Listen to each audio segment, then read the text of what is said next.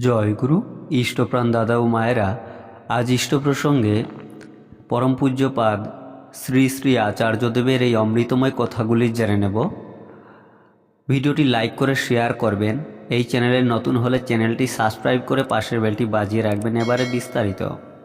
শ্রী শ্রী আচার্যদেব বলেছেন, একটা কথা সব সময় ভাববেন, আপনি থাকেন আর না থাকেন, ঠাকুরের কাজ যেন তাতে কখনো থমকে না পড়ে।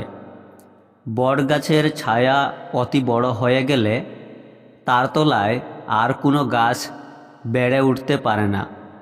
তাই নিজে বট গাছ হয়ে অন্যের বৃদ্ধি আটকে দেবেন না।